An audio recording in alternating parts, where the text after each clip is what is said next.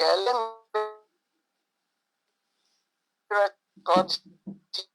Yeah, I just don't with my tasting because I'm talking to friends. I'm saying one neighbor. We know it already. It's just to message to ask it is. So if it's not going out there, there's no point. Continue now. Sorry Let for me the interruption. see if I can record it from. Go ahead.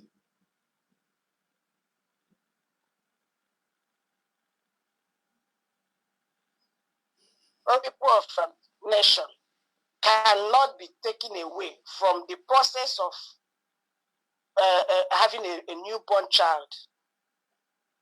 Yes, because before ever you like a mother, before ever you take it, because it look good, right? Before ever you take it, already some people they which are names had about their first child, names had about, just like we did before the declaration. I saw, we all of us had it, we saw it. Mazi Simon Ekpa with the cabinet. I vote for you. I had our country. We voted for USB, United States of Biafra. That same day, come vote to our corporation. Oh, the media, here our media, Biafra media, So a lot of things they vote for that day. So you see, the preparation has been there. The name Agabo, the newborn baby, it has been there. I decided where before ever the child was born. You see, it's just the process. You can't take it away from the process of having a newborn baby.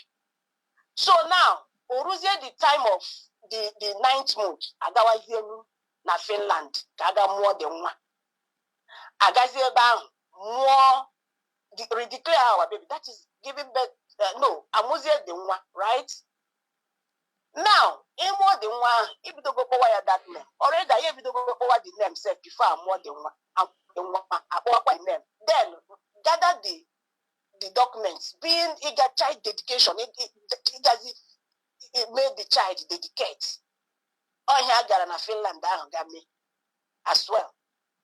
Okay? So, Mbane dedicate the child. Each your name. Here for people that fall back group. Now see that you don't have to have a name before you start. You will get recognition first before giving those our the name. I just don't know where they are getting their own narrative from. Honestly. Otu ndị si na ha ma ihe ga-esi jiri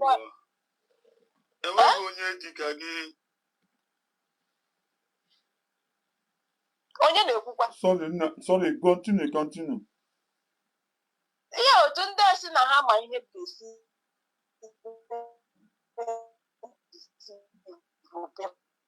koro not knowing fully well that they are lying just for them to achieve whatever. For them to achieve it. So that child now a girl for dedication with the name or each name for the that day dedication the name. You have the name already, which exactly what we did. Okay, we voted for USB name Agapoya Maga Finland before ever Agawadi Finland, and that is child dedication. Agazie to dedicate the child to gather the document, the baptismal document, and child dedication certificate. Oh, here so I got no Finland now to dedicate our child. What the documents now? Potazie Tagazie Gawazienu for other people to show other people. That's what we are doing to countries now. We have a country. The name is USB.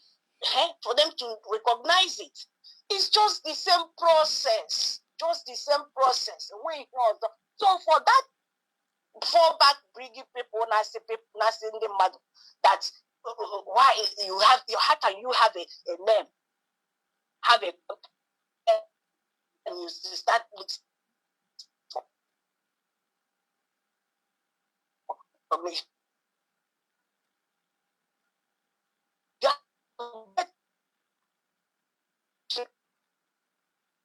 Cognition.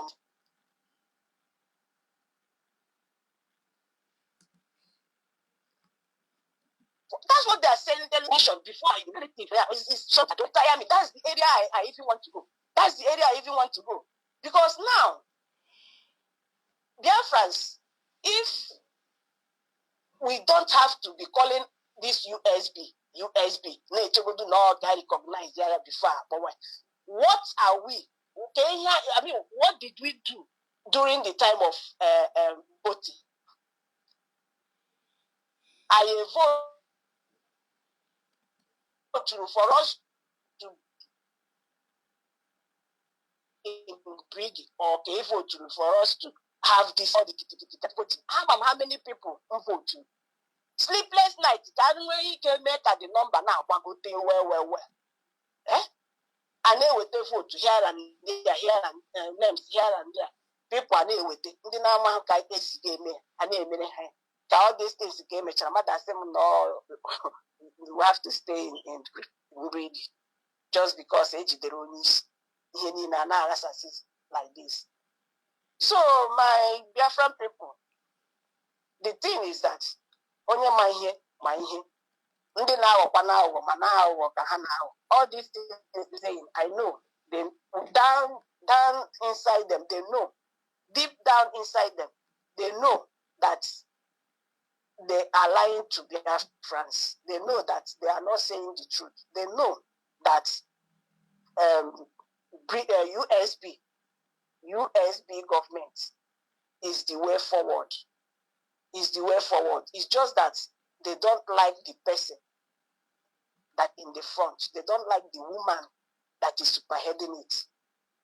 And why do we have to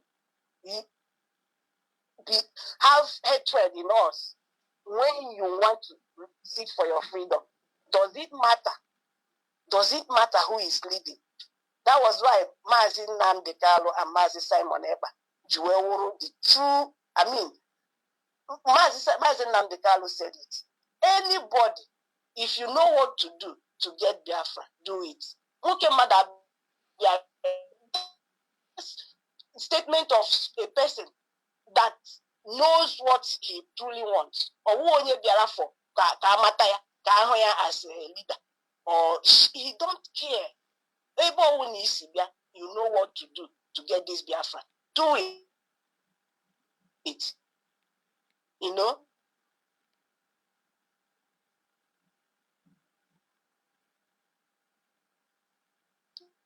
So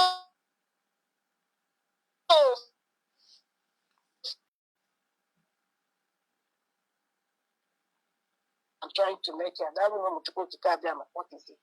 Okay. So because that one, my dear people. Mazi Kevin, Chief. Ndewo. Mazi Kevin, Chief. I greet you. I greet you, Mazi. Mazi, my today topic engineer Gaga, right?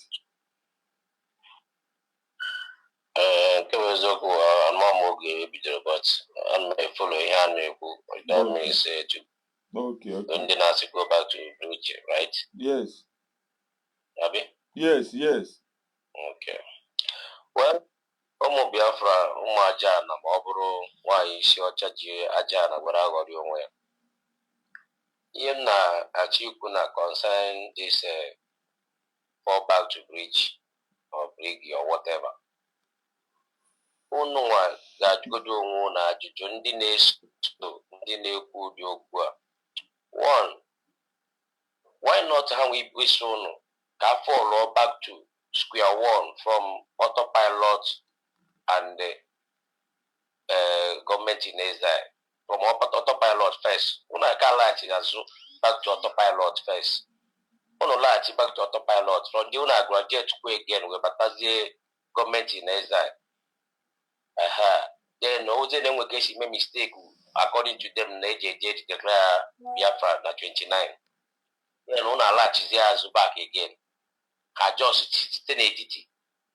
Yeah, you only are not your own.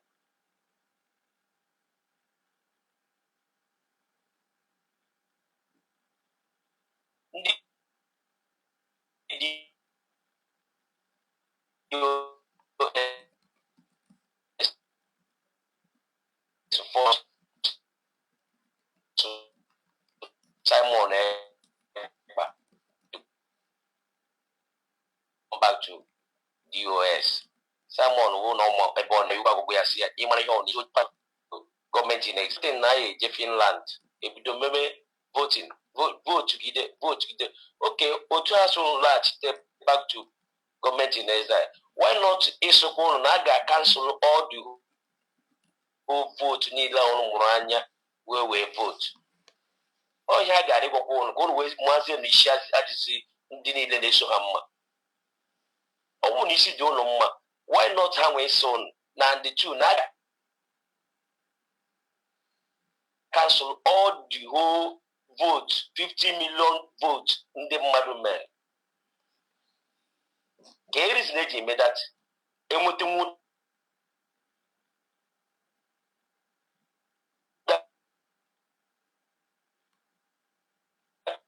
50 million. Then it is a Finland 29 will is a sort of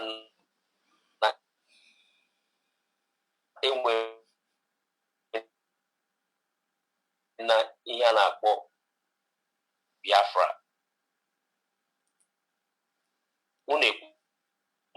ndị guys were already vote ma n'ime ihe niile plan this mmadụ ole bịa Finland the main man abịara 9 minutes ka o ji bịa awa na ọ bịara atọ ọ bịara emesịa vote mesịa the declaration mesịa everything alaghachitezi azụ asụkwụnụ go back ihe ka ọ witi iberibe ka ihe uru unu gezi afọ unu ta gba tiketi take risk ma bara trend ke the meaning of risk unu take ruo ebe a code ejije unu ncha niile unu na ọdị ame protest consign ihe gbasasa Biafra unu asị afọ niile alaghachite azụ ofu onye were si nke si Minister of Information na-enwere anything n'ọrụ na contribute na the journey na-enwere anything n'ọrụ na contribute through his own village na-enwere anything n'ọrụ na contribute through money just now Minister of Information eji ejije were ofufu 33 na confuse all of you people.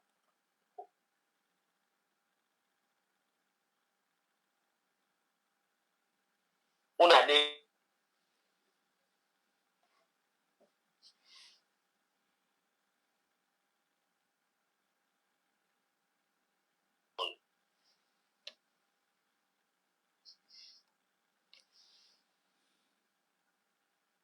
ọma ihe na-aga through back with oge nkere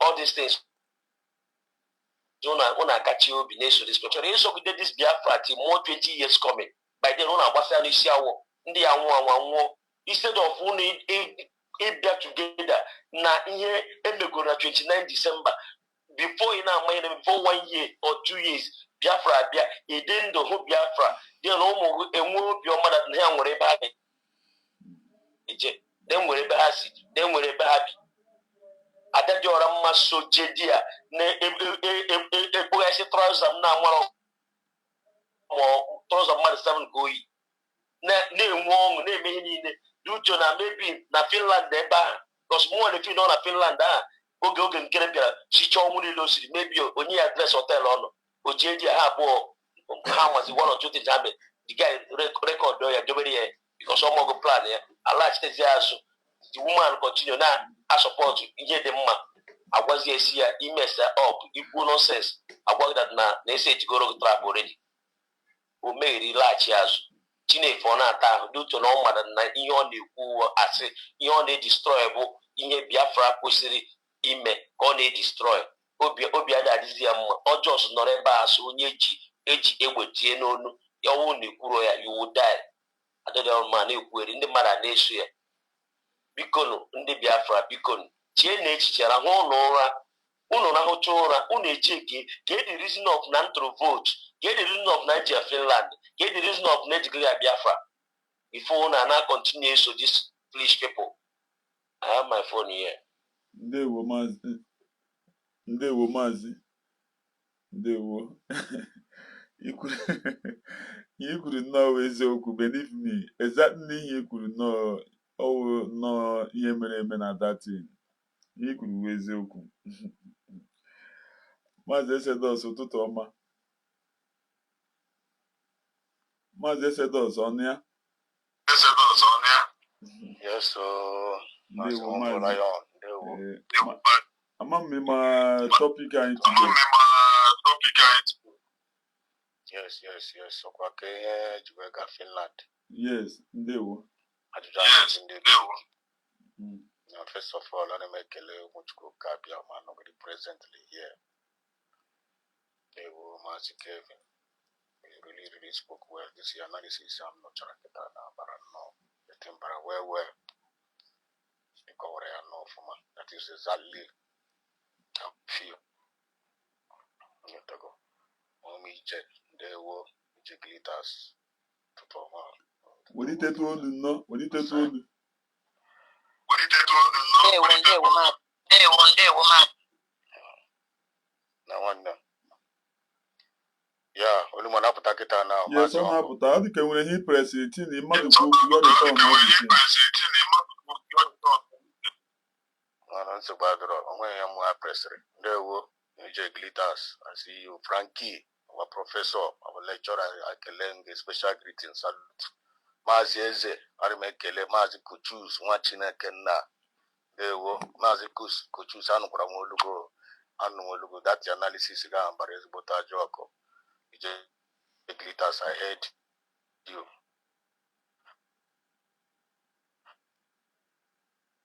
One day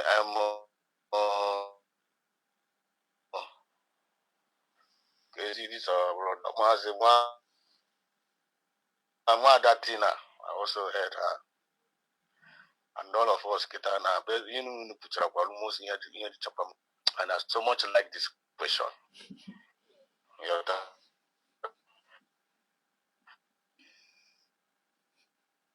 I need I na Junde Briki, I na Junde for back, I na Jun one way this Gaziriga join and de Briki, I na Jogo.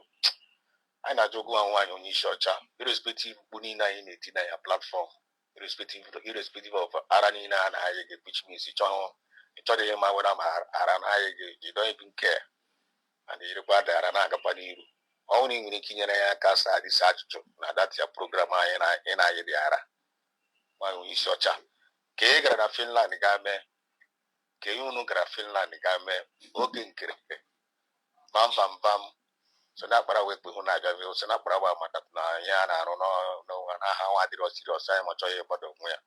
Yana, no, where born. When for those that went there, Emma Maduabum, I got him working out to us.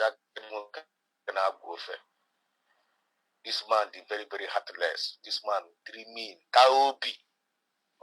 Now, according to now, when they don't want to conscience, wow. We are military, wow. He may call here within the name of conscience. When I'm at the name of Kohali, discover and I'm conscience, Ghana, or speeding the Jew, a lady, yourself, a guy, Madame Bengu, a lady, Emma Maduabum. As old as you are, conscience gan piago targe ka ubi putana program burobu weba na abu mo Biafra ne gara for Sameneba na Finland na prison.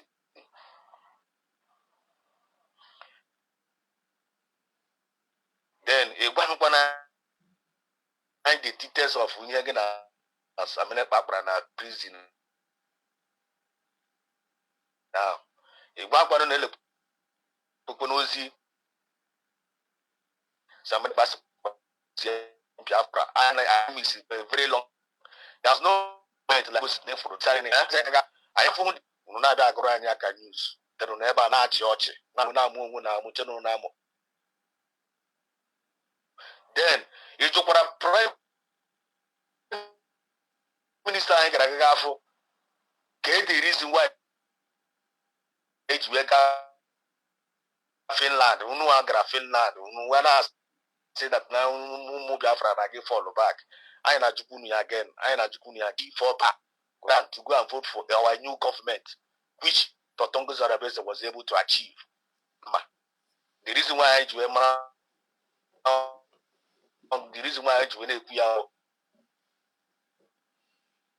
I'm gonna agree that na the Kuya naga Finland and then to travel to none there over 50 millions. I like remote to mass chooses to cover that part. Million votes, the way I for advocate. When all celebrated that victory. Then kita now at the end of the day, uno na kuzobu kande buarishi na na reality sikasibka. No way na ye na Finland no way gure.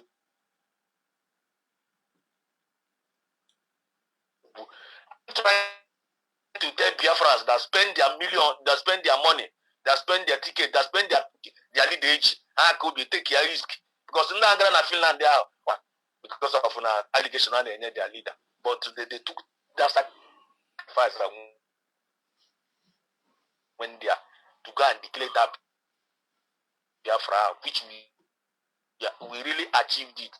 Yeah, in a June Kita now. One one day bring so we got that in now. Can you look at Finland the game? I don't know guys are really this hard to draw.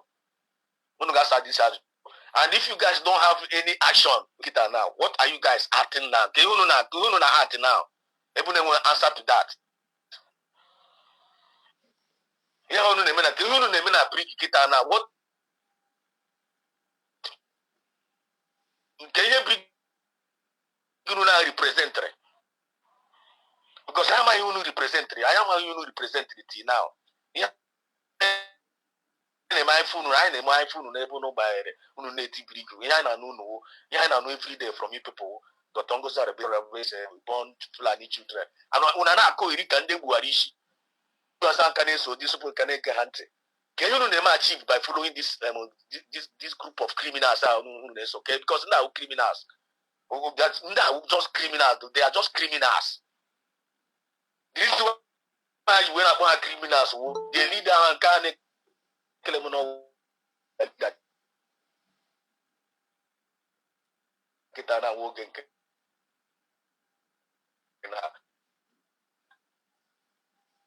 he went away with from Ojego Mubiafra.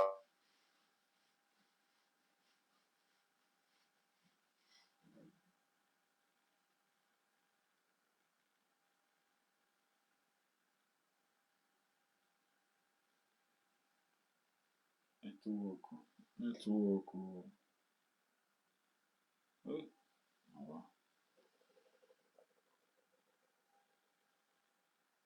Maazị na anụ m na-ekwu the voice a na-apụtazi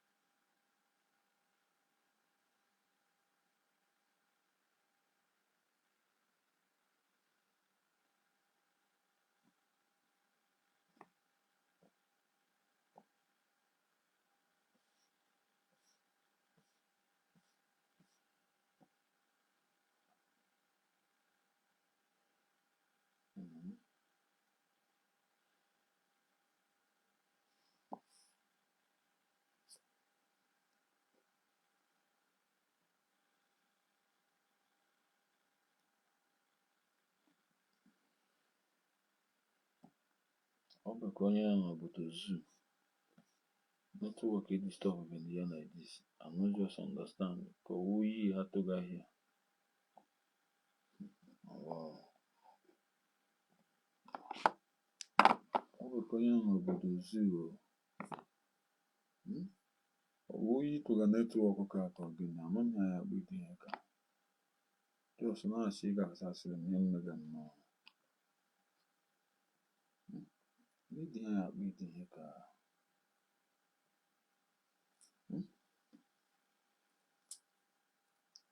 Samuel, I greet you.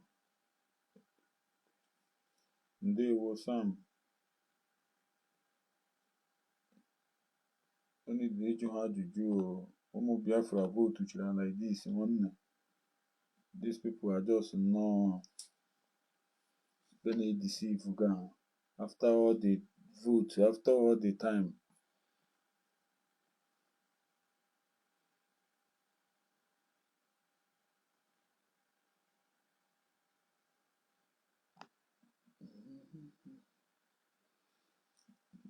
See. Okay.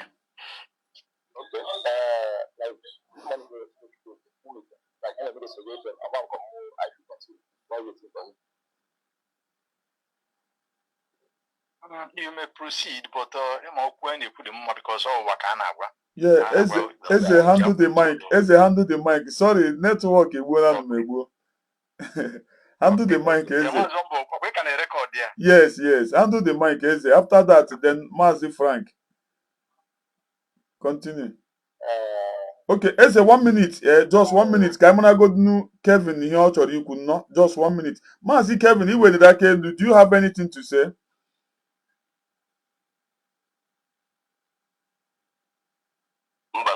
Continue there. I'm going to consign that useless woman not Canada. But come back to the good again. Second, continue. That woman is very funny. Okay, continue. Sorry for the interruption.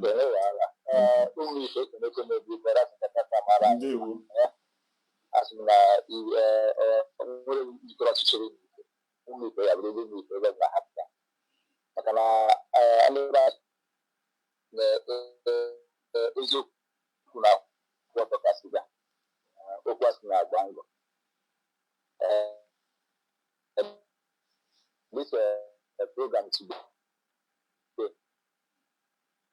I'm not sure about that, but from submission and everything whatever is a nice question. 50 million plots in the name of bridge communities for USG.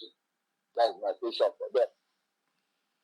All these 50 million votes and everything for bridge AGM or is for USG. So sometimes now our COS tell it for when you are under who worry, you know that they are left, they are taking faculty the low for how now or because the worship or because the zero. We are taking we are reasoning.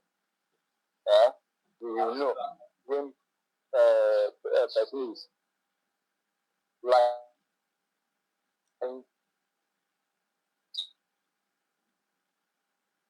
you are telling the truth. Secondly, utilization I will tell because anyway, I zero fail out. I want to go after the clear, really declare the answer. I just declare region from Biafra and the clear. That's the second question. I cannot say fall back. This fall back is pure evidence. They never come for this Biafra to come. They never come into this government for this Biafra to come. I mean, all the one instruction our PM over Toby. I will go over and tell you over Toby and let you with line. Oh, and I'm going to tell you have been as you apply your best. Makane kuro our PM after all the everything. Let me put it. I thank God for our COS doctor or a basis. Dr. Abeze didn't push this thing to declare,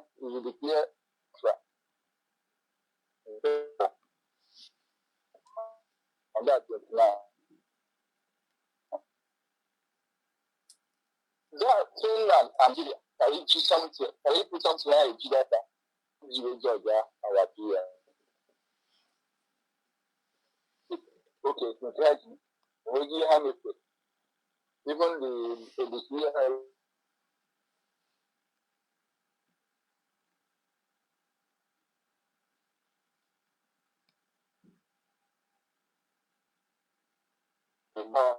yeah, I think one in a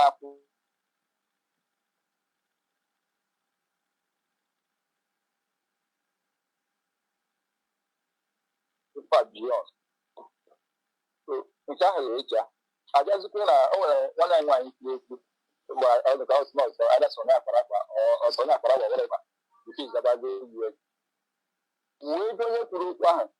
All we know is president of a country as using my file and everything there to get recognized there.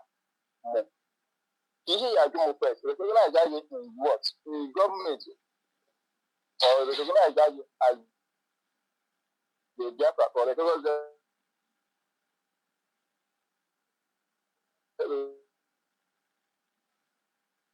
what am I made?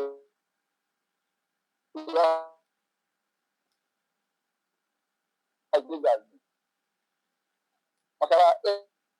Imagine something that to recognize that it's to recognize that really what I'm meaning of that is that a country need to recognize that big like big and a big. What I'm more like some people know sometimes you don't need people not so I'm not going down to concluding an issue at all. I'm not going to improve that issue. This is about the US. Okay, also important than sometimes I need all the man to try and after that. I need every time and I acquire the books in Aqua. Macanoya to mean Kawaria, nigga, you run with Rami. You couldn't almost be up. You know what you do, you trip, not it, and will make it. You know what I will open our run. You might play a book in our run. If I find you, people, yes. Even in on a Finland, living in Africa, and your group of people. Even you people, they make picture a bit.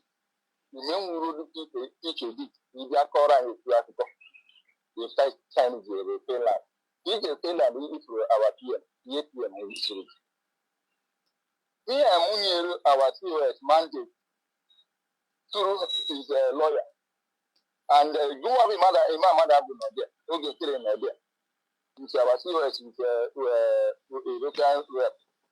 After the Omidiness, teacher, it was in our PM, okay, I forget about the government. I charge my bridge. This week, I know something to do with it. We need to bring that voice or whatever to come for this week fundraising. As long as every week, I talk to agriculture.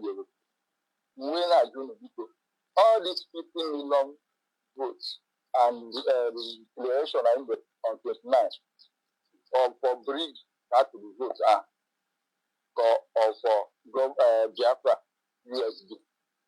The declaration in Finland for bridge I declare for Biafra I declare. That is my question for you people. I will submit. Thank you. Ndewo. Maazị Frank.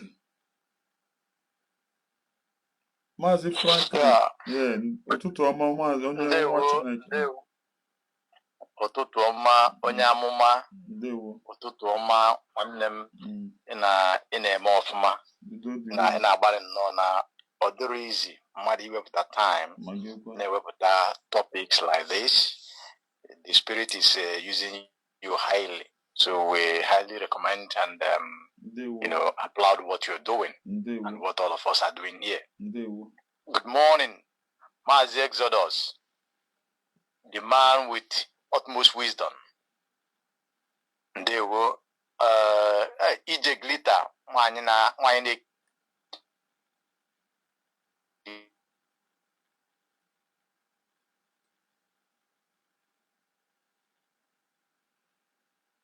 netwọk egbuola dị m egbuo. Kevin onye mbụ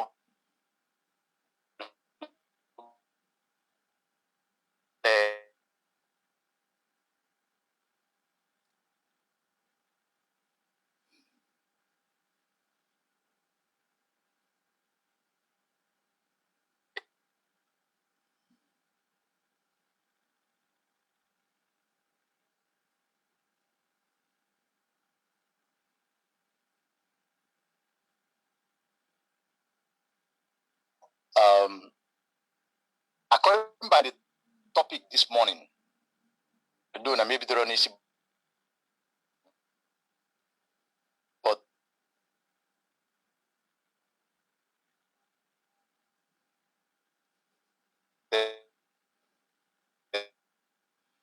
network today. Hey, God, network today.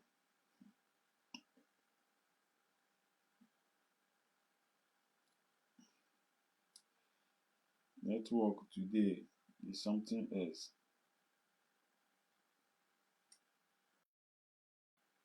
Chat. Network today. the days of University of Mazinand Kanu, because we are the student of University of Mazinand Kanu. Let's fast forward it to the days of Maz Simon Epa. The processes that lead to the USB declaration in Finland.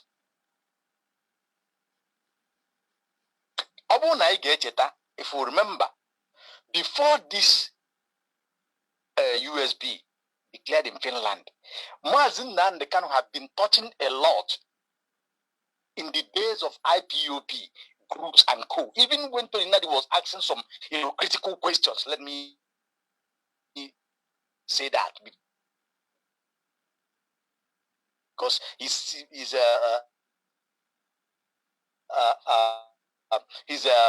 questions then make sense, even if no, they use it in a very wrong manner. What we studied through through Mazinand Kanu University, then fast forward it to Mazi Simon Epa, we graduate and move into the autopilot with the processes of going to Finland, which most of us, most Biafrans in all over the world, not just the cabinet, because it was done on voting on internet. If you remember, on Enter Biafra, Mazi Simon put it as a vote. We all of us voted.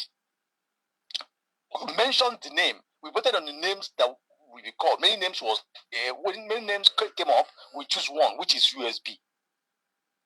Then it touches a lot, including when Biafra is declared that the cabinet will be dissolved. That one, DH. Then all these processes take place. Then we achieve it by going to Finland. Now, before going to Finland, something tragic happened. In the sense of that now, the evil hands in Biafra movement and the evil hands outside Biafra movement decided to work together to make sure that Biafra was not redeclared. They have their meetings. Some of them will come out, pretending to be with a Brigitte, now go back in the night and have their meeting on how they will betray all the situations. Then it comes to the time that Robert Obia was called for this questioning or this journey that he is in today. Before the date, before the set date, in what happened. They want to make sure that that process did not come to fruition. And God said, no, this is my agenda. The agenda of Biafra redeclaration, the agenda of Biafra nation is God's agenda. And God anoint or pick up a woman, which Mazen Nandi cannot have said in the university, that any day, Umwada Biafra, Umwani Biafran women, those who are up and doing, genuinely comes up that Biafra is here. And it comes to that day when there was utmost confusion everywhere. This lady comes up. By merit, it's supposed to be her. If you go by what Joe Ayaba, the Ambazonians did, or his address to his people while he's still in incarceration in Norway, you will see it. That who the anointing fall upon, or who is the duty to do that was COS. God picked him, and all the vote was people voted. Is it going to be redeclared? Many people carry it, and she come up. Many obstacles, but thank God we scared through. Now, those who are asking people to fall back the bridges, there is a question that Biafrans asking them. There are some individuals that are there in Brigade, intentional. What I mean by intentional, they know what they are doing. They know what they are, what they really want to disrupt this very movement.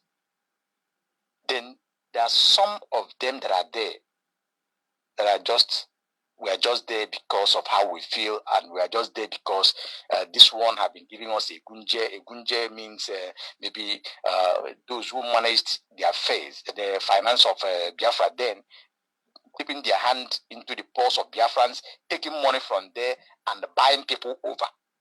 Those who they bought with the money contributed by Biafrans.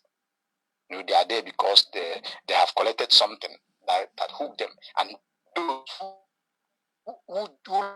later join was forced to join them because of some audios and videos they may have against them. Now, we have this question to ask them. Sonia Barawa, especially because if you ask me, I will tell you their leader is Sonia Barawa. Bank it. That is what it is. Then followed by Ogen Kere, who is just gallivanting for nothing. Then Emma Maduabum, oh God. Let me not just say what I really wanted to say this morning about him. That Emma Maduabum, the one called Chioma, a professor, who said she's a professor, and so many others in this. Biafrans are asking you,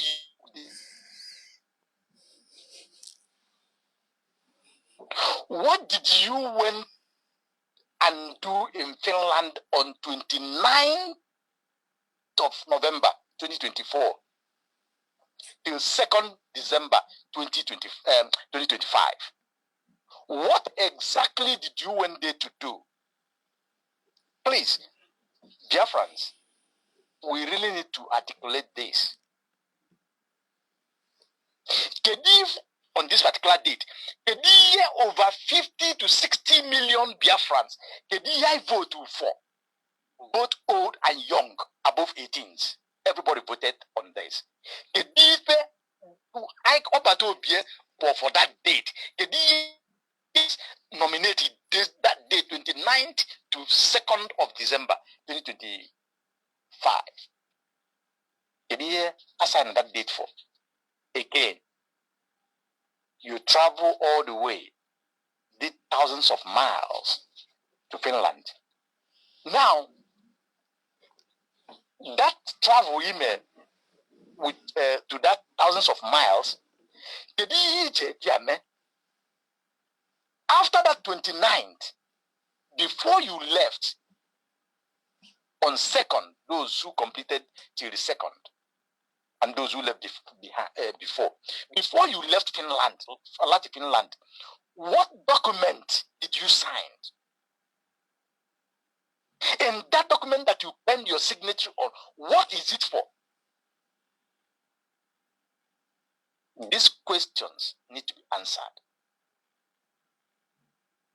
Now, dear friends, let us use our mind. Let us use our mind and read those who are calling Biafrans to fall back. Fall back to where?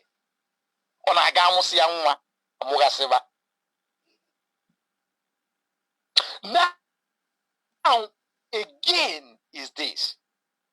All of us know our PM very well. All of us who have followed him knows how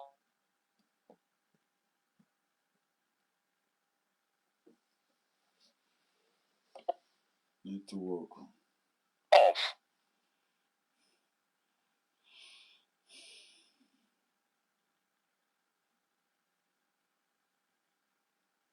Need to work. mental a tough person he is.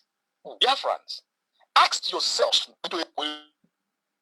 in this world, asked you to fall back to dungeon where you have been thrown out of. Does it make sense to you? It does not make sense to me. And I will never believe that. Watch, go and revisit Mazen Nandekano's video. After how many years? Even with all the situations he faced, he's facing, seen and unseen, he still comes out and says that he is fighting for his right and he will never stop until Biafra is totally freed and liberated. Then think about Mazi Simon Eba, who is a military man with all the mental toughness, an athletic, who have gone through things and things. Biafrans, I will tell you this. Even those who have fought, who was lured into this their shenanigans, called fall back. Ask this question. Ask them. You see, when Dr. Ngozo Orabeze comes out to questions and answer, even on the foreign region on some programs, we ask them, even on space. People ask questions. Even on this USB, people they ask questions critically. Ask them in their space. Ask them on their fundraising, or anywhere you meet them. Please, with due respect, tell us what you went to do in Finland. What did you want to do on this particular date?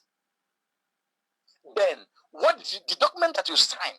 Some of you have the ID card. Where did that the ID card come from?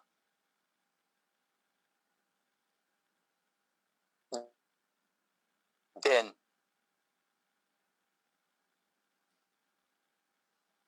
you will know the next step. Let me just put it like that. All these questions to ask them. That is if they will give you this, or if you come up with a spirit argument, they will never give you any space. They will just knock you off. Ndewo Mazi, Ndewo. Mazi Emi. Mazi. We are here educating our people. Mother I see. Uniaka, Biafrans. Thank you very much. Ndewo. Mazi Emi.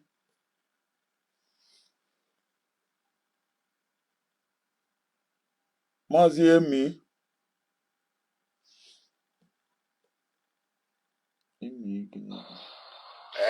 Ndewo nwa Chineke.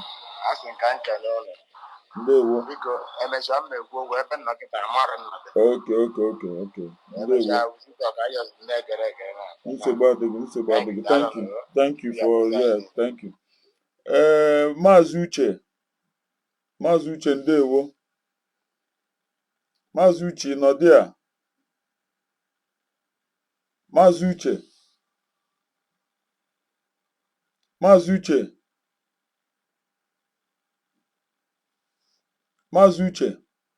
ọ dị ka ọ dị busy. Ụmụ Chukwu ka bịa ma. Because of photo network we should na-emega today, anyị ga-aga submission now. So ka onye ọbụla were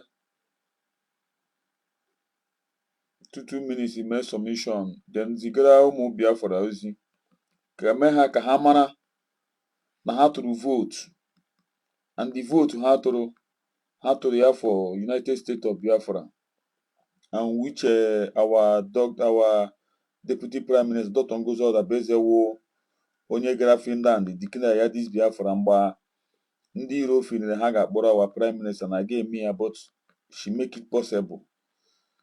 So achọrọ m ka Maazị Kevin Chief ka inye anyị your final submission, just 2 minutes.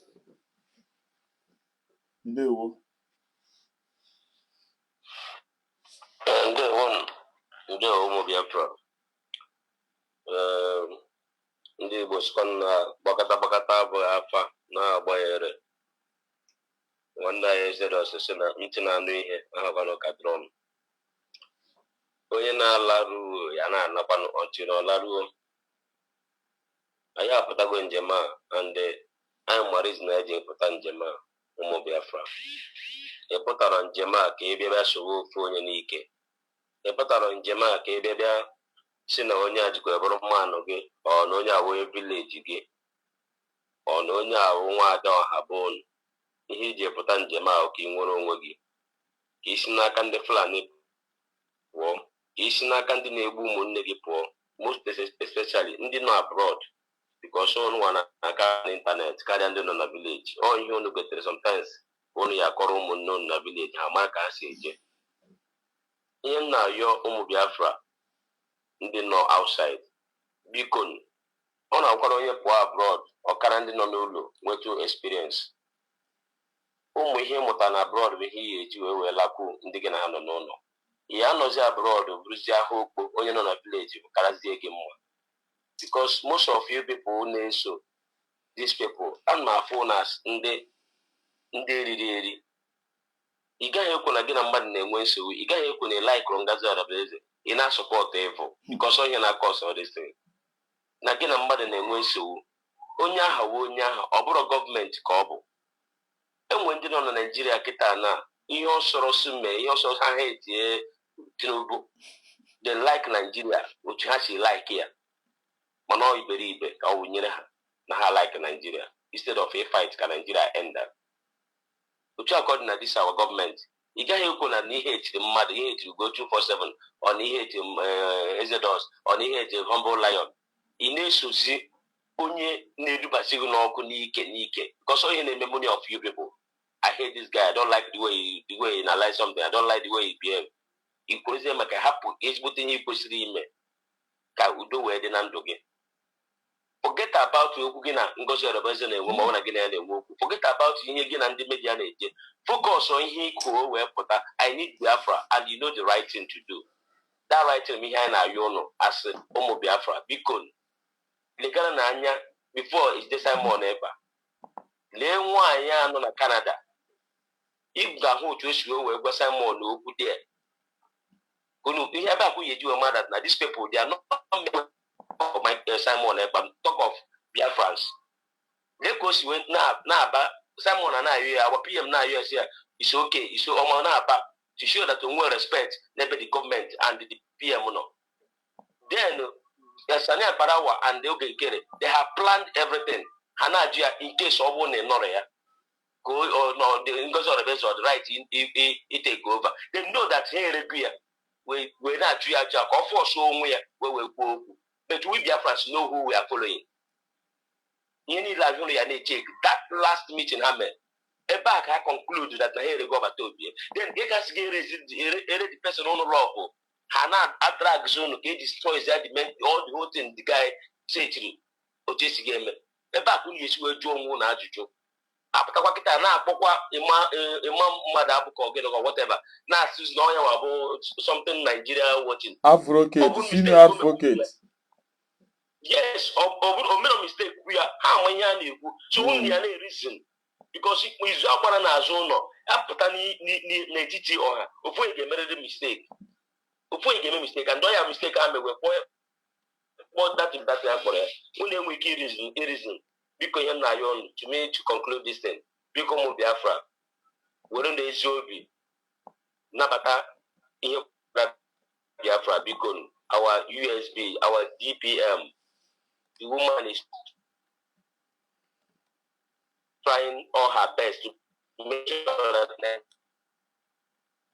everybody is okay. Manasimu onye obuna nwa nke bụ eziokwu ma that na this woman na-eme bụ ihe ga-aba uru ọtọnda ga-agbagbu that person even ndị be ha ga-ebute mozu ya any person ọbụla na-eji ọgba aghara na this woman na-eme wee ka ọ hapụ inwe isi ma ọ ka hapụ inweta onwe anyị ma ihe a ga-enweta in 6 months enweta in 3 years Chineke na-asị m ka o were ala zere mmiri asị m ka mmụọ niile dị n'ala Imo steeti mmụọ dị n'ala Anambra steeti mmụọ dị n'ala ana Enugu Ebonyi everywhere concerned Biafra ka mmụọ ha chụwa onye a chụpụta ya n'iru ka ọ gbara ụtọ saa asụsa ihe niile ha mere megide ihe gbasara Biafra Mommy Ngozi biko forgive nne m nwanyị ka ibi ya nne m biko forgive afụ m gị in time biko handle the mic please iwekwa ndị iwe nne m biko No, nsogbu nwanne nwoke no network na. Okay, thanks for your understanding. Imano, the program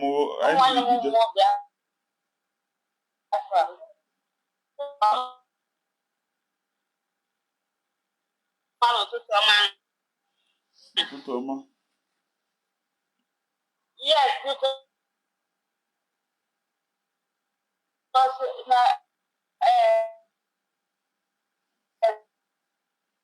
I'm pretty sure I'm not more somebody. Oh, my God. Because you never want to come and help that you're from. Because now, before a plan about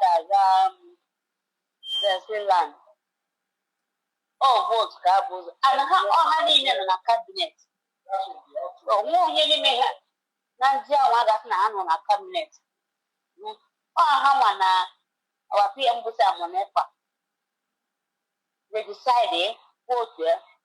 So, how may I name it? So, what is now my hair? What can I do? So, here, maybe her hand. You know, then at the last day, no, I walk for her. That the walk was with her. Because they ain't nine. So now I want to work with her. If you know, you are the honor chick, or the honor happy. So if you can't go to her, that's where don't cover one hand or so as you watch it. So now I have plan and I walk on what I can't put there.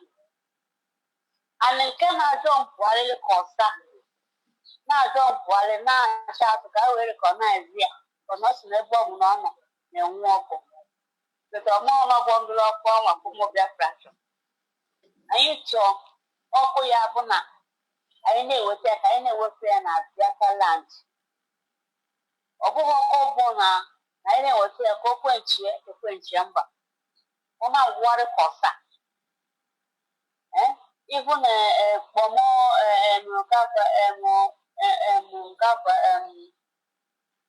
that's all I did. You can't one day send these, on the same my firefighter this one. More after what's your downward. I don't tell myself in a cabinet. My voting take over. My this Alpha Agoro, many names brought up. How my dear, oh, how celebrate on it. Oh, how I want outside the team. So I go Hannah as we vote. I want vote. I want vote. That's not my everything. Not just how much because my hand not go in me. I'm in me. Kaya Sanya. So walk a horse. Tuko kada matamba. Ana uzenu na nakafo. Niya maybe anoma maybe. Umwene otuto gadoro nwa. Utaite ma. Umwene mwoke n'umwanyi. Kande kana pota. Biko anyị agbasi ụkwụ ike na ndị a ka a na-ebute anyị na-adịbe nkụwa anyị na-agwa ụmụ ndị nne anyị na ndị nna anyị na ụmụ nwanne anyị si na ha amacha ihe ka ọnọdụ ezinụlọ ha ka ihe ọjọọ na-eme ha ma ihe a ga-eme ka anyị na-agwa ha na-asị ya na ihe ndị a na-eme ọ bụ eziokwu so na ọsọni bụ onye si ha oge chukwu nkere abụ onye isi ọsọ ndị na-ewepụta ekwuti ọ na-abịa asịzi na ha ka wepụta akpa na ha ga-emegoro nke ewepụta akpa but nwaanyị n'iji nwaanyị ha nwadị na kabinet nwaanyị ha n'iji jụọ our PM ajụjụ that time say this are supposed to be like this, to be like this. Everything will come nature as support Danya. Obviously now, the channel has been take over. Channel has a line. Am I as a line?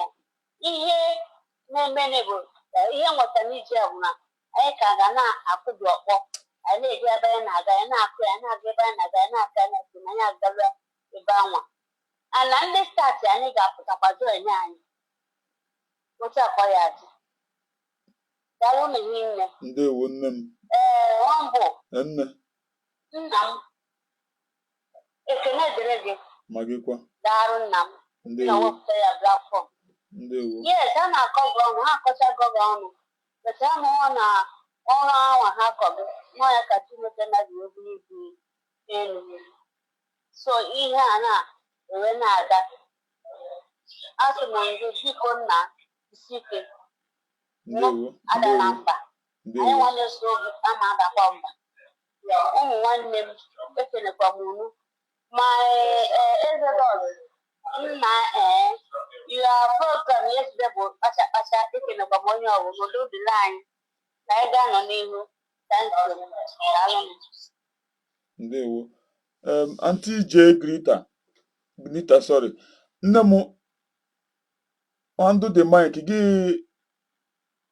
Gumu Biafra na vote have tarafufu vote na ihe akwo vote ya na ọwụ for United States of Biafra na ọwụ gị for Brigi so that imecha gị ga arahụ na ama m na ụra na-atụ gị nne m. Handle the mic.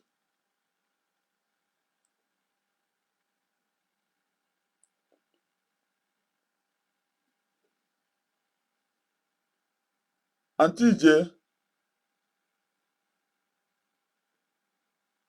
Ọ dị ka ohie n'ụra. Maazị okay. Ị nụrụ ihe m kwuru? Mba, kwere ya maazị. Si gị gwa ụmụ Biafra for your last conclusion. Mee ha ka ha mara na ihe ha voturu mgbe ha voturu vote because I believe na onye ọbụla nwa afọ Biafra na-achọ nwere onwe ya voturu.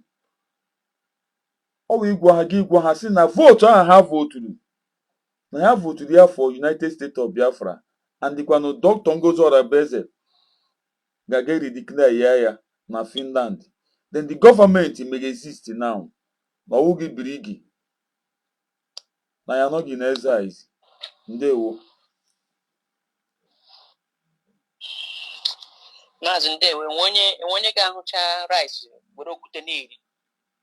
So ụmụnne m unu kwesịrị ịma ihe a na-ekwu okwu ya ihe a anyị ekwesịghị ibe na-agwa you na but maka ndị na-ama na ịmana asa akọrọ egoro maka ndị na-ama anụ ọ maka ndị a na-edeceive li ọsịsọ ihe anyị declare ihe a gara Finland ihe ahụ ma vote ahụ atụrụ risk ahụ etekiri risk ahụ nwaanyị a na-akpọ Dr. Rabeze tekiri wee rigoro n'elu nga ahụ bee akwa obere rigoro de ihe ọ gara de emewu the declaration of United States of Biafra ọ ihe ọ gara aga mee ọwụghị for us to fall back ọwụghị fall back we are moving forward because moving forward is life.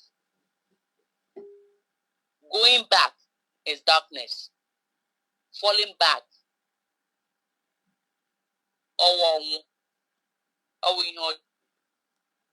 going forward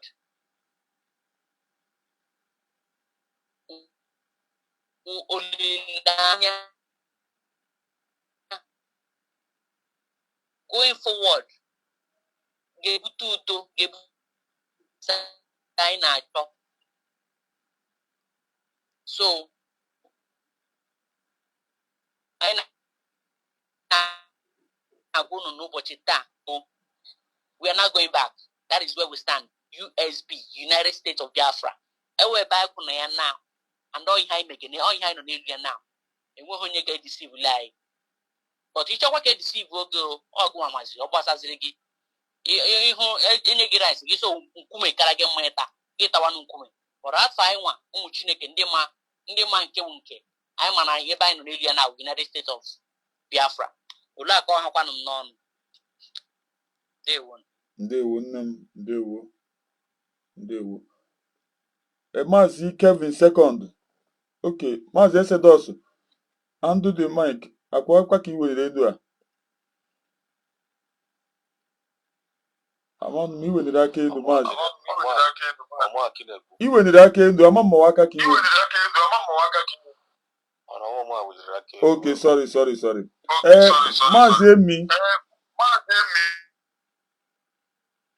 Maazị Emi aka gị nọ n'elu.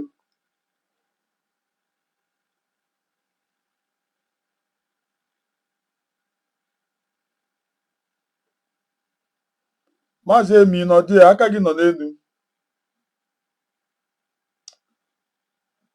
Coaches, handle the mic, okay?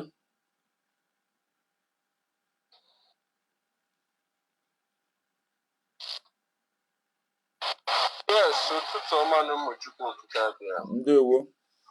Unu nlote nwere okwu nwanne anyị nwoke kwuru gị. Unu na-ekwesịghị itinye unu na data. Na all this individual na Finland are very deep. Igodo na unu ajụjụ a. Ọ bụrụ na watch that video before, go and rewatch that video. Gbasara all these individual na share we should fall back to people now. Number one, this Emma Maduabum, who didn't that video. Number two, blogging killing. Everybody see how his face doing that very day. And some of you remember, what Mandu came no enazo, Mandu came no na kopiao. Even Sonia Parawa, when she in a video, what connect to near and made that very day. Unu to Sonia Parawa she go no, Kunyana long. Everybody to go to where to jump. Why Sonia Parawa and you go no like that?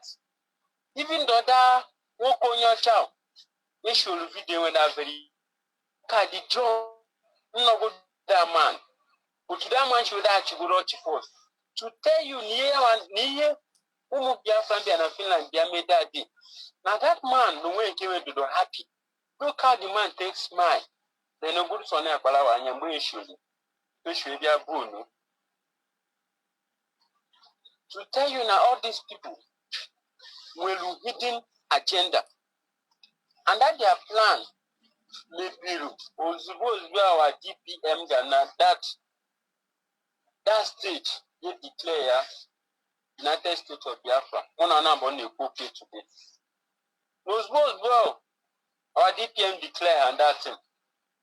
All of them, the one in the change. And Makwala Namal na yemelu oge nke nji were emepe nu eme now una the plan anji oto shiweshi men on ground has stop all and oto anji we plan charge the whole team open now for Mazi Nnamdi abi Mazi Simon Ekpa go na the future and the emekuru the spirit of Biafran Joe DPM n'ime go declare that 29 unu jongu na ajuju no bụ na Biafrans the maintain that second our PM kwuru all this we can one of the evidence all this individual get n'aka yes they will go Mazi Simon Ekpa upload to Mazi Simon Ekpa shi okwute okwu no taka shi dey follow it won't go do una do that ajuja first now that 29 declared that United States of Biafra no you go to one of the team I get you a put to Finland nana I get you a pulu hanopa bahukunana to tell you know how our DPM na why you to tell you even Mazi Nnamdi Kanu on the DSZ dungeon today obro Mazi Nnamdi Kanu na why you we take when I go Mazi Simon Ekpa ngwalo ndu Nigeria Muhane kuna our DP our Mazi Nnamdi Kanu shy stop or no shy stop sit at home. No shy stop or that sit at home. But then no well. Mazi Simon Ekpa ngwalo ndo Nigeria one Nigerians. But then no well ngwalo Ifeanyi Ejiofor Kalu White. No gwalia. Now Mazi Nnamdi Kanu cannot tell us what you are going to do in DSS dungeon. That the same work people should go Sonia Parawan and do it. Haje Gwandu Finland, that the same thing. No tell Hanji Minister of Peace, na their custody. Minister of Peace in on their custody. He cannot tell Biafrans what you are going to do today. Is Biafrans going to, with the whole Biafrans, we want to join our hands together to make sure na this our DPM Ajanu Konwekede Muyu. No Mazi Simon Ekpa bunga gwa ya in this time I know now. Also kwe Mazi Simon Ekpa none na their custody. Bia why I pipe low. We Biafrans, we are not going to pipe any low. We have reason. Sonia Akpala wa open imalo. Kunu declare na vamba. If kunu na malo and ndun kenno na big. Mandun kenno na fall back. Umuchuko Kabiama have reason. And our reason, when I make sure now that mandate, I need to Finland declare, we have stand on that mandate and no mortar. No any man or woman that born when you woke up at all, or why you open and go one way, I follow back. You have reason. Have reason. And we are not going back. On that mandate of United States of Biafra, that is where we are going to stand until we see the end of the tunnel. I hit my mic. Ndewo onye eziokwu. Enwe onye ọzọzi. Mazi Exodus. Your final conclusion. Okay. This is my final conclusion. Come borrow this audio. Come with as my final submission for today. Okay, about my final submission. I'm gonna get on from this voice note.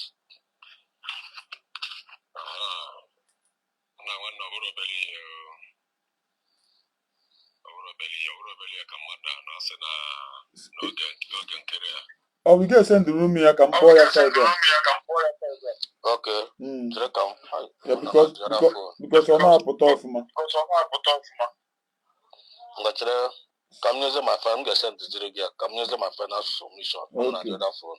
Okay. Okay, we keep up that from that side out. Yes. Yes. Okay. Okay, Ndewo. Maazị Uche ọnọdụ a Maazị Uche. My brother, I'm in office. Oh, sorry. Ndewo. Maazị Kevin second. Emi, idigo ready? Maazị Emi. Ndewo. Take handle the mic, okay.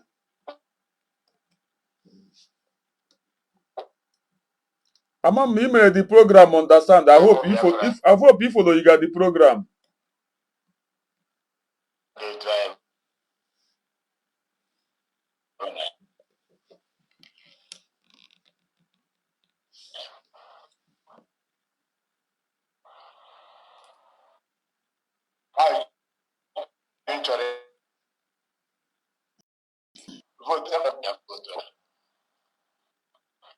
How can this my brother before?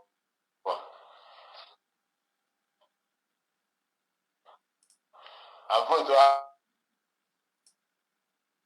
that now. You open a Simon about by foreign by Mango because trying Shani name with you. Another will go anything. God was a while. Yeah, no.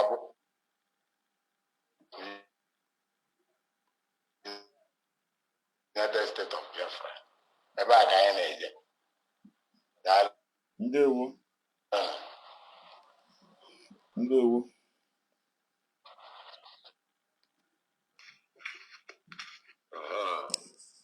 Na nwanne ọbụrụ obele ya ka mmadụ anọ asị na oge nkere ha. Akwọ na-apụta. Yes, ọ na-apụta. God bless you. Nwere san a na-akpọ Emma Maduabum. Etu a na-akwado idu Emma Maduabum bịa kọt na ya eriri izie because na nwoke Finland, Prime Minister ndị Finland jefu Trump wee sị ya rapụ Simon ọ bụrụ terrorist nwere ihe o mee. So now ọ bụ na va bịa n'oge nkere ha ka ndị South East Governor ma Peter Mbawa ụzọ dị mma Soludoba so wee renji kedu a na-akpụ ya na evidence wee nye oge nkere ha wee nye ka na-akpụ ya Emma Maduabum so onye nke ya eji ebiazi Finland ọnọdụ welcome to Finland oluzie but ya na-amarazi weda na ọ bụ no eje submit direct ko enye Nigerian embassy na Finland ka eje submit ye and no ya me that na agwalo ndị liberation army anyị akwụrụ ụgwọ sa akwụsị na femezina ife na fegbuz ndị military sura ka wee sị na since anyị eji Simon ekpa me sisi eji emere nwezi onye a na-egbu mana ebe ọlụwasị kụzi ya na-abụ na ndị Fulani ha jene nkala ha gbuo mmadụ gaa na ha mufu gbukwa mmadụ yọta na-emekwe nke a na-eme n'Edo steeti so ọya ka emere ya na ọya dị information na ndị USB wejekwe ndị Finland ka ọ tanafụ ihe na-eme nnọkwa sị na onye a wee na-egbu mmadụ kedu ihe mere kwa ọ nọ n'ime gị na-emezi ya so ọkwana ya so ekwuche onye anwa akwụ a lot of things no yotago. So another thing again kwa a na-akọkwa that this fundraising oge nkere a na-eme no fundraising fa na-eme within their circle ka o werekwa na a na-enwe masị turn around emebe the fundraising oge nkere ame fundraising enwe masị turn around ibe wee ego Nigerian gọọmenti kwụwa akwụ ka a na-eke onwe fekechezi onwe ha onye asị na eweta onye asị na eweta onye emeche werekwa ego fa na enwere ego ha weta the money ha wetagode n'iru n'otu anya afọ ụzọ a lot like that. So we say another thing again now chukwu ya emere Simon ekpani ya wụ chukwu na ndị na-eme Simon ekpani ya bụ eweta datin anwa Simon ekpa ya gwa na-esi iwelu forensic system wee chekie dati ka ama na ihe eme eji AI eme ma ihe emere edit na nwee ike na-eje weta Bishop Simon Ekpa were ya wee mee some edit wee sị n'ọnya mana etire enye na net na that forensic system wee chọpụta na ya edit bam biti ya many of them na because achọrọ ka arapịa ito na ama na Simon Ekpa na-emeti ya nwa chọ ka eme ịma na leader Maazị Nnamdi Kanu ọ sị dat na bọsọ na ebe asị ọ na-ada kacha holam nke ma na ị na-emeti ya mana ọ na-abịa na-epeti ịma na ị nagolo ego ịdịgo compromise with ego nje bribery money. So I can make him a dollar. Oh, yeah, the reason why that woman bought this Emma Maduabum, senior advocate of Nigeria. I'm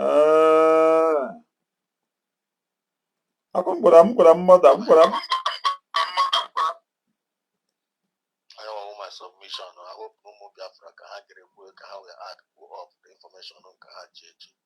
Let them not pay attention to the fall back. And the fall back out in the way you talk. Yes.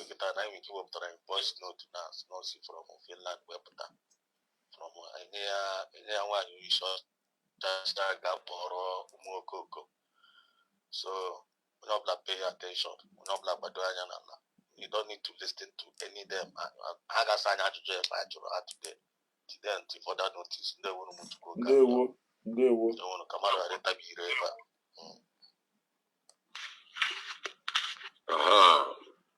Now one over belly, a commander, no sena, no gen carrier. Now, son, Anna or Emma Maduabum. They thought what they do. Simon Ekpa be caught na easier because now work in Finland. Prime Minister in Finland for Trump. Trump will say Yarapo Serapo Simon over a terrorist and what do you mean? So now when Avabia no Kenya can the Southeast Governor ma Peter Mbaba opus of them so Ludova. So we arrange Kerana Puyana evidence. When you Canapia, Emma Maduabum. So when you can as a Finland, all the way coming to Finland. Olusia, but Yana Maras whether no just submit direct, because near Nigerian embassy in Finland. Can just submit here. I don't know here, man, that na. Nagwafa agwalo ndị liberation army anyị akwụrụ ụgwọ saa akwụsị na femezina ife na Facebook ndị military sura ka wee sị na since anyị eji Simon Ekpa me sisi eji emere nwezi onye a na-egbu mana ebe ọlụwasị kụzi ya na-abụ na ndị Fulani ha jene nkala ha gbuo mmadụ gaa na ha mufu gbukwe mmadụ yọta na-emekwe nke a na-eme n'Edo steeti. So I got Emiliana. I had the information now. The USB which when the Finland and the Finland called an African and no passing on ya way the boom market one on him making them as here. So up on here. So we could change a lot of things now. So another thing again that this fundraising okay carry and no fundraising. Faneme within their circle. Go where the Kwanana and then we must turn around. The fundraising. Okay, carry me fundraising. We must turn around. If we go to young government, can echo with a catches you when you're sitting with Toyasino with Tonya. Where the go for? Then where they go out with it. You got that kind of thing. The money how we tell them you don't know to I have a lot like that. So we say another thing again now. Chugu emere Simon Ekpa ya wo Chugu na nda na-eme Simon Ekpa ya bụ eweta that thing anwa Simon Ekpa ya gwa na esi iwelu forensic system we check that ka ama na oyiwe eme eji AI eme ma oyiwe eme legit na we ke na eje weta Bishop Simon Ekpa were ya wee mee some edit wee sị n'ọnya mana etire enye na net na that forensic system wee chọpụta ya edit bam biti ya wo many of them na because achọrọ ka arapịa Ito na ama na Simon Ekpa na-emeti ya nwacho ke me ịma na leader Maazị Nnamdi Kanu ọ sị that na bọsọ na ebe asị ọ na-ada kacha holam nke ma na ị na-emetie mana ọ na-abịa na-epeti mana na gole gidigo compromise with ego nje bribery money so I can say ka make your madal ndewo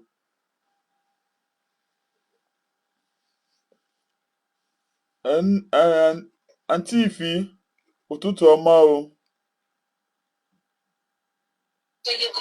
Ụtụtụ ọma, good morning. Good morning.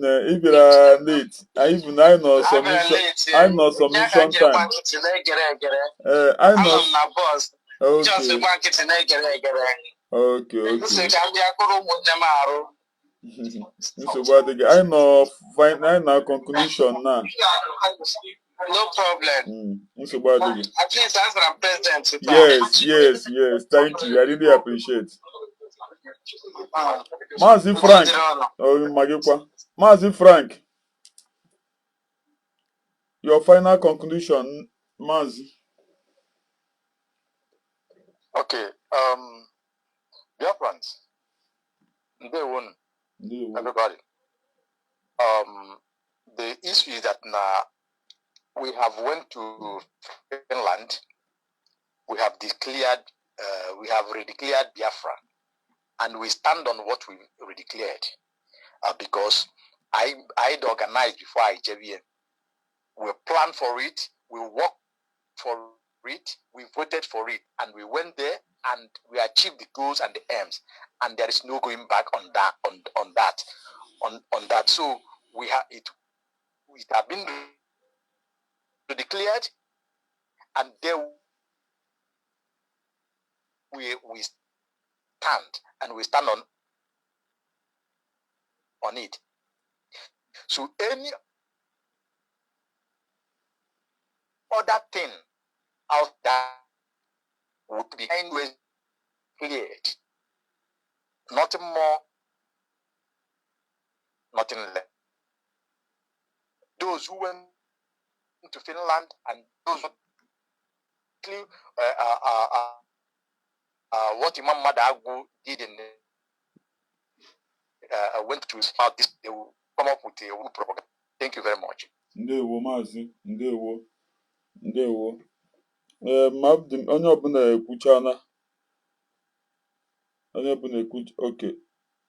ekwuchana. Ụmụ Chineke ekele m unu, ekele m nwoke, ekele nwaanyị. Ana m asị ụbọchị taa ma unu mma.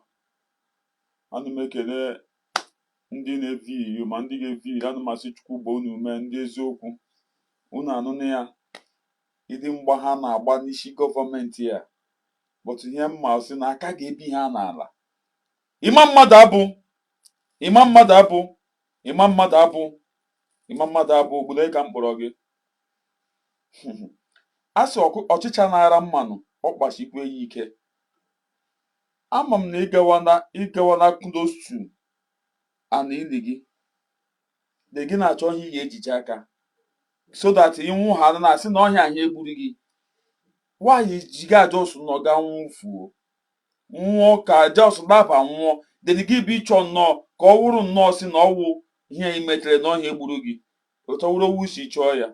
Ihe m na-asị gị ma mmadụ abụ rest in peace. Ọ na ihe m na-agwa gị.